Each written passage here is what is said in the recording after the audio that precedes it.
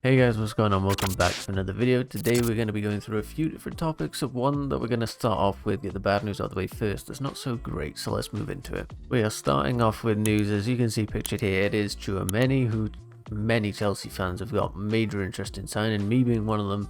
He was just above Sengar that we were talking about the other day. So for me, Tchouameni was one I wanted, and it says, report Chelsea no longer among finalists in transfer race for the 22-year-old. Reported Chelsea target has reached agreements with both Real Madrid and Liverpool, who are currently in negotiations with AS Monaco, according to French outlet RMC Sport. Now, of course, this could, as with everything that I covered, this could be true, it could be false, who knows, but I think it probably is true because at the moment Chelsea cannot commit to anything. While we're still under sanctions, we didn't get the Sunday, day of that we thought the ownership was going to be completed, like it's been reported. So it's still going on. It has to happen by the end of the month, so it will happen soon, but we haven't been able to commit to things like going forward and signing Tchouameni. Now it could be also to do with the fact that his asking price, as you can see further down here, was 67.5 million. Maybe Chelsea thought, you know what, if that's the kind of money we're going to pay for a new midfielder like that, why don't we chuck that sort of money at Declan Rice? And maybe that's the case. Maybe they just don't think Tchouameni's valued that much money, which 67.5 million is a lot of money, but I do think he's a solid player. So Liverpool, if they do get him, are gonna have a hell of a player on their hands.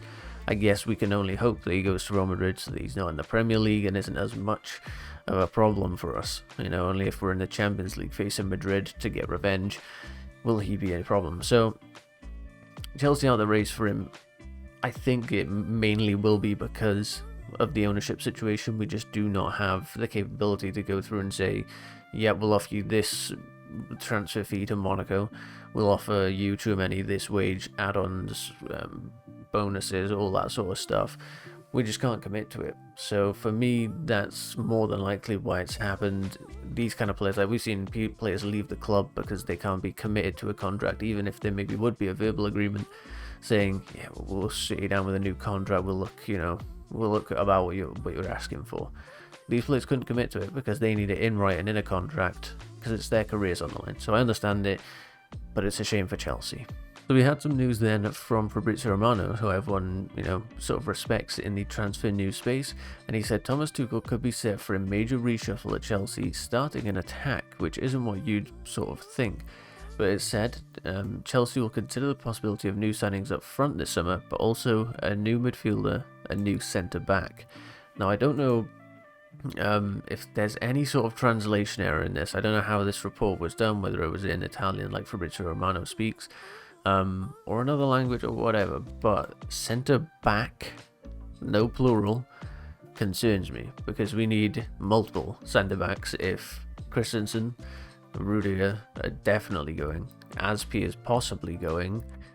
I mean, that's, say we bring in Levi Colwill, Jules Koundé needs to come in, we probably need that third as well.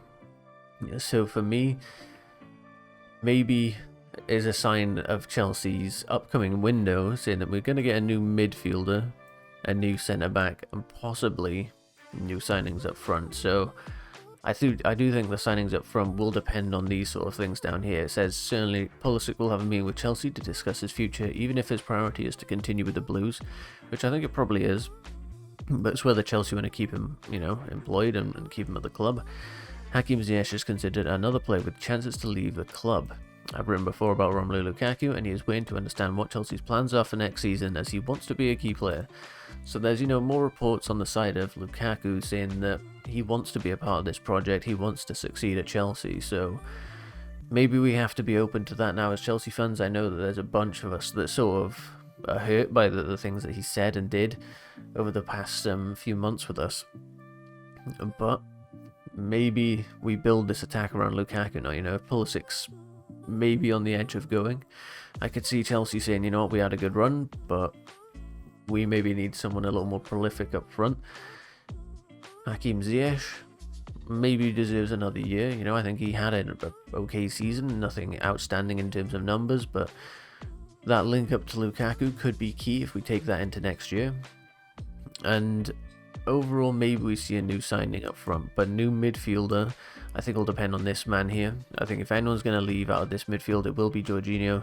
And it does say here what was on the agenda for the director of Juventus that came to London. He basically said that everything will depend on Chelsea for negotiations, because nothing is advanced yet. So Chelsea not really looking at discussing for players leaving yet. I think the key will be get the takeover done, get Tuchel in a room with Todd Bowley, Marina Granovskaya, whoever, and sort of set out some names, get some names on a piece of paper and plan, okay, let's actually go and inquire about this guy and see if we can get a fee that's reasonable, and move from there, because Jules Koundé will almost certainly be our first signing. I'm convinced of that. A new midfielder, maybe that is someone like Sangare, I'm not sure. And then up front, I'm not entirely sure. If it is going to be someone like Perisic, who we've seen linked, then okay, I'm kind of open to the idea. If it's what Thomas Tuchel wants, then I back him.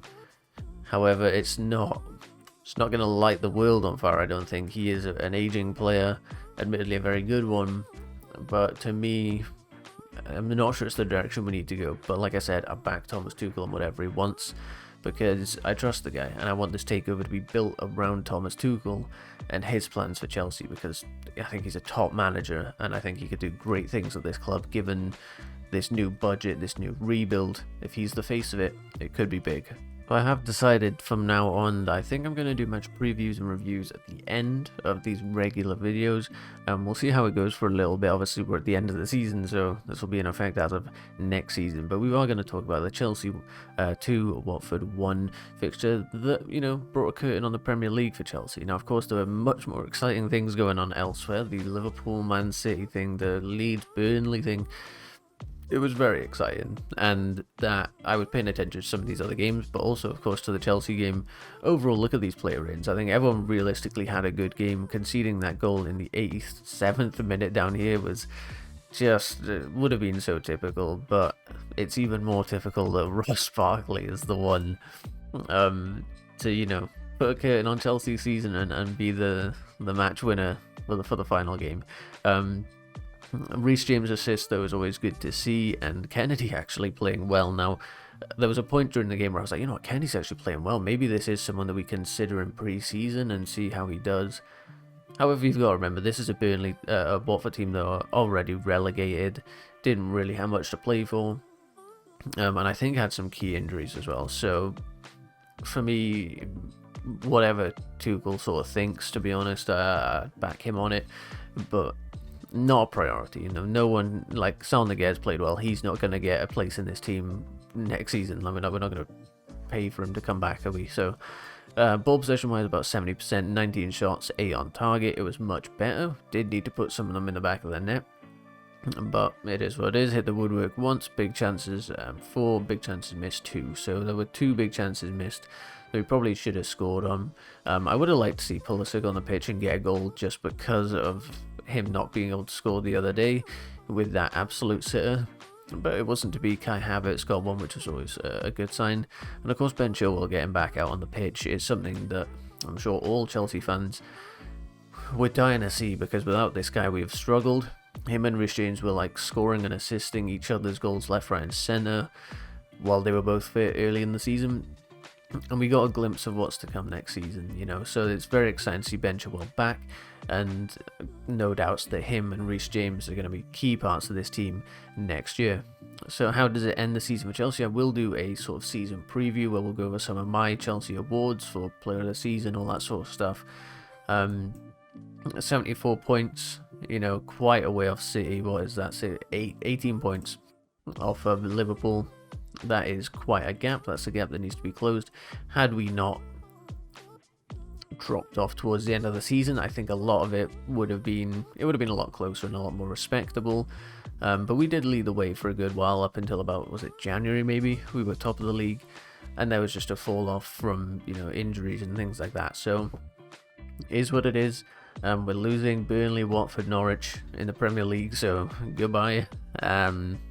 Tottenham, you know, get their revenge over Arsenal for cancelling that match, and came through and overtook them at the last few games to take Champions League football from them, which again, Arteta not done great with Arsenal. It's 8th and 5th, but that's for another video. Tottenham, Chelsea, Liverpool, Man City, and what an ending it was for those two up top. A thrilling game, and I'm sure there'll be more of the same next year, but hopefully Chelsea can maybe be up in that mix if the rebuild goes perfectly. But those are my thoughts on the game. Please let me know what you guys thought down below. That is going to be the end of the video though, guys. If you did enjoy, please be sure to leave a like on it, subscribe so you stay up to date, and hit the notification bell so you never miss a video. Please do let me know down in the comment section down below. I mean, this article was basically going on about a new up front signing, a new midfield signing, and a new centre-back signing. If that's all Chelsea do this summer, not counting people coming back on loan, so Conor Gallagher for midfield and Levi Colwill, etc. in the defence, if there's one defender, one midfielder, one attacker that Chelsea can sign, please do let me know in the comments what you think. I think that's a pretty fun game that we can play. We can have a chat down there on, who's maybe got the best 3 in their lineup. So I'll catch you in the next video, guys. Thank you very much for watching. Goodbye.